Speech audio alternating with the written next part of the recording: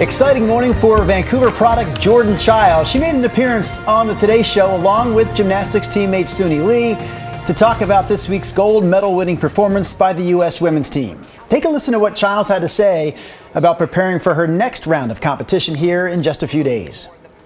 I'm kind of nervous, I'm not gonna lie. I think it's really more so like I'm literally the last person to go out of the whole entire Olympics. So wow. I'm really excited though. This is definitely a dream come true, making an event final at an Olympic Games. So I'm just really excited, and hopefully I can give the same energy I give to everybody else to myself. Chiles will compete in the individual floor exercise finals coming up here on Monday. Thanks for joining us. I'm Drew Carney. And I'm Trina Green. Let's take a look at your top headlines. 3 Americans imprisoned in Russia, in some cases for years, are back home in the U.S. with their families today. It's the largest international prisoner swap in post-Soviet history. Wall Street Journal reporter Evan Gershkovich is one of the 3 prisoners freed. He was jailed last year while reporting in Russia and convicted last month on espionage charges, something he, the paper, and the U.S. all denied. Portland police are preparing for the possibility of a large street takeover. It's expected to happen this weekend. Social media tipped police off about the event. Past street takeovers here in Portland have turned violent and in some cases have turned deadly with shootings and crashes. Police say they don't know the exact location of this weekend's event, but they're focusing their attention on streets in Northeast like Marine Drive, 122nd Avenue, 158th Avenue, and Airport Way, which have all been popular takeover spots in the past.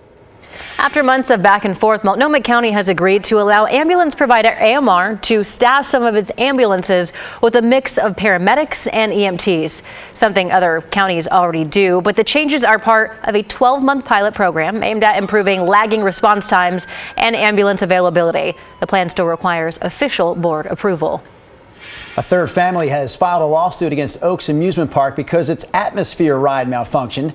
Back in June, about 30 people got stuck upside down on that ride for 25 minutes. Willamette Week reported that a parent of a 13-year-old girl filed this latest lawsuit just last week, saying their daughter is dealing with post-traumatic stress and anxiety.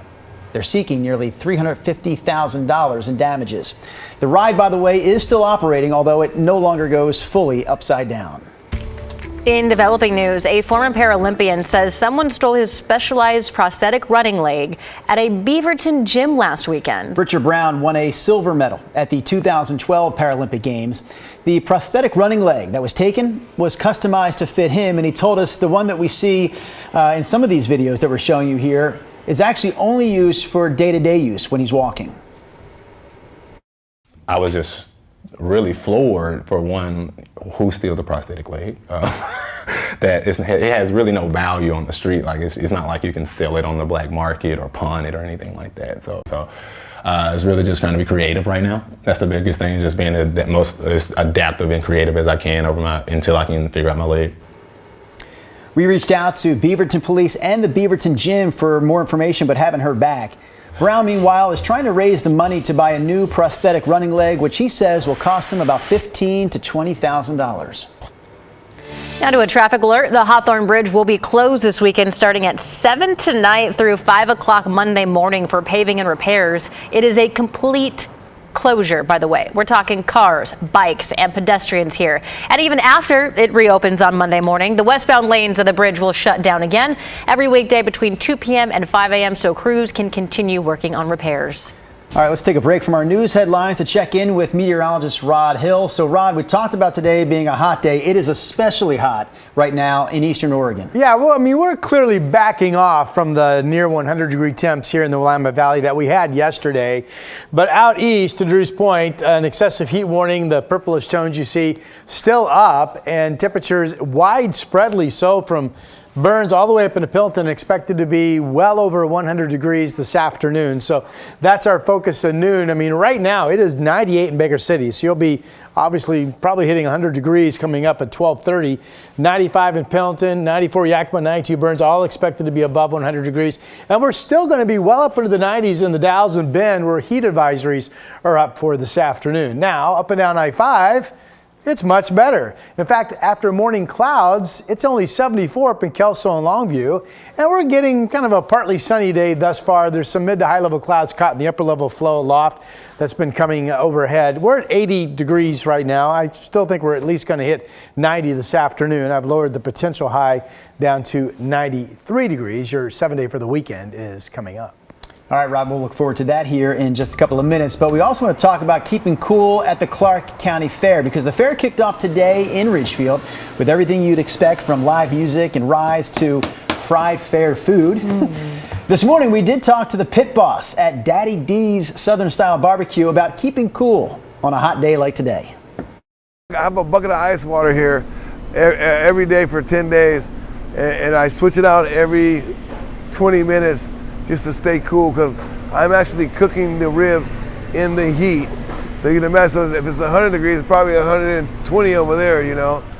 I don't want to imagine, actually. Really hot there for the next several days. The fair, again, started today. It runs through next Sunday, August 11th.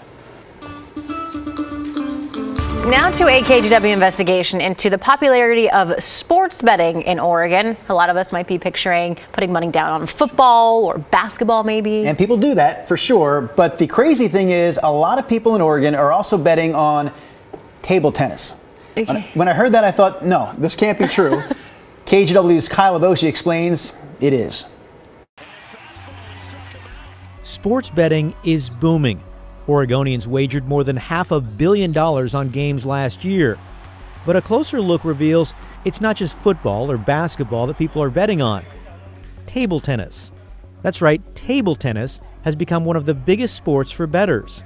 Last year, Oregonians wagered $57 million on table tennis, making it the fourth largest draw for sports gamblers, behind professional basketball, football, and baseball. To give you an idea of how prevalent this is, right now in Poland, which is, I believe, 10 hours ahead of us, there are 3 different live matches going on. Dr. Ken Pendleton is a sports marketing instructor at the University of Oregon.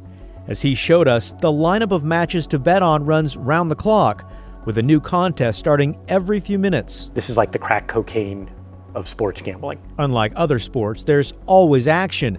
Matches don't last long, and in-game betting lines change fast. So you're seeing the players play, you're seeing the odds change every 5 to 10 seconds, and you're free to wager, fairly large sums of money on this at any time. One of the biggest bets, February of last year.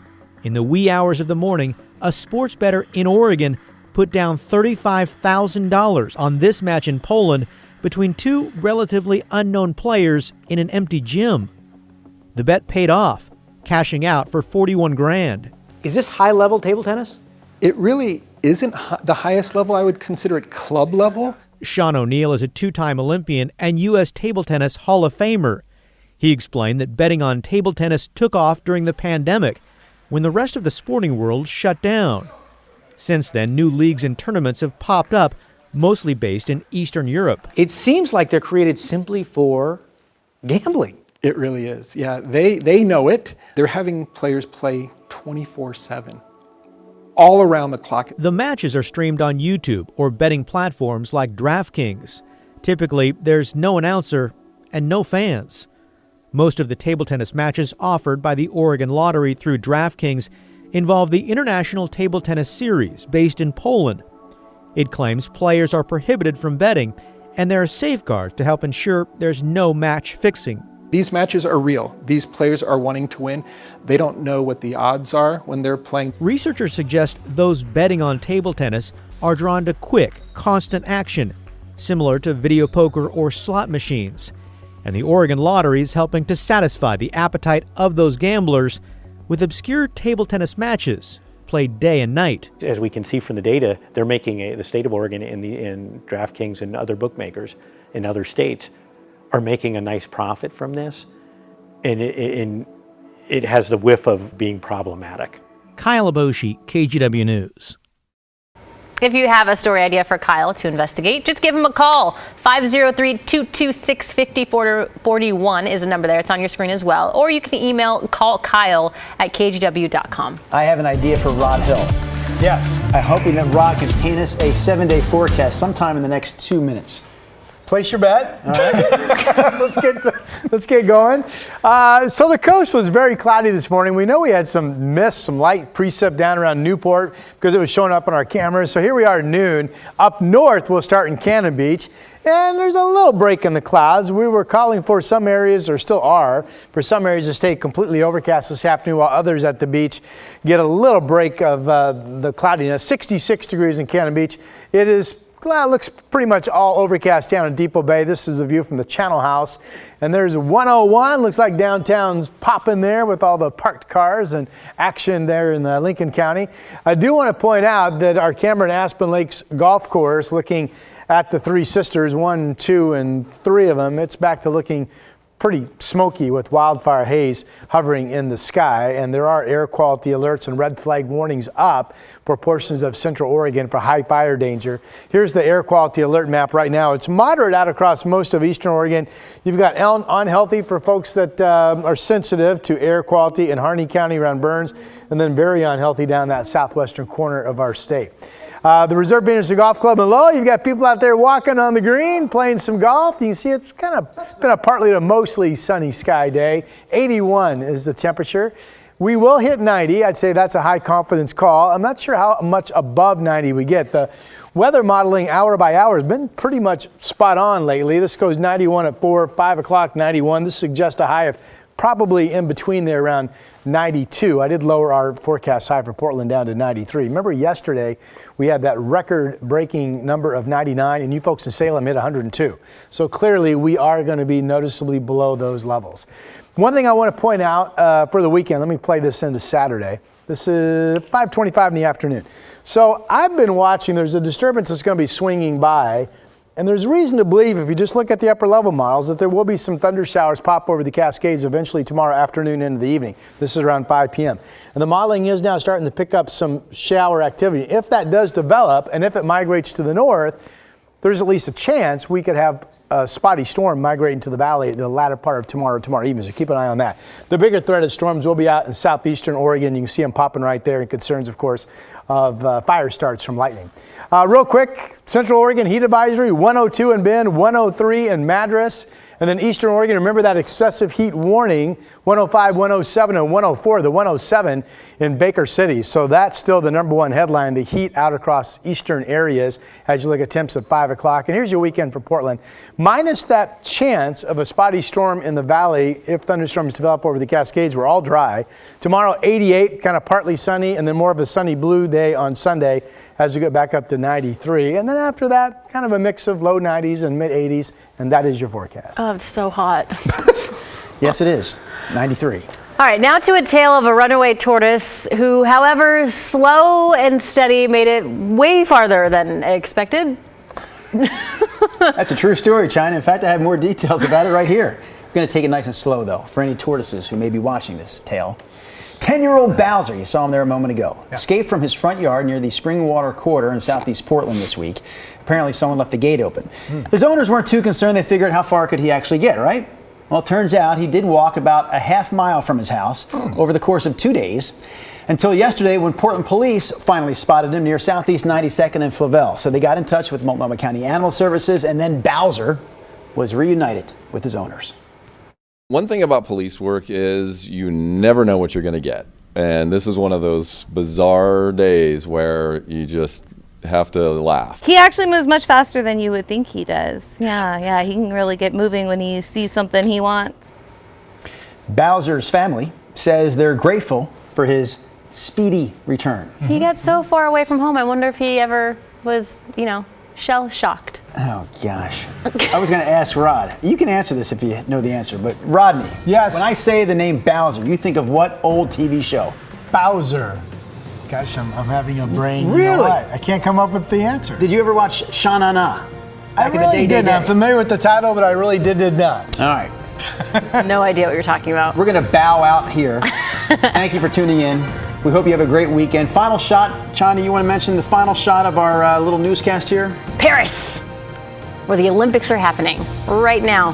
That flame is under the balloon. Not real fire, fake fire, but that's all right. We're equally excited. Have a good day.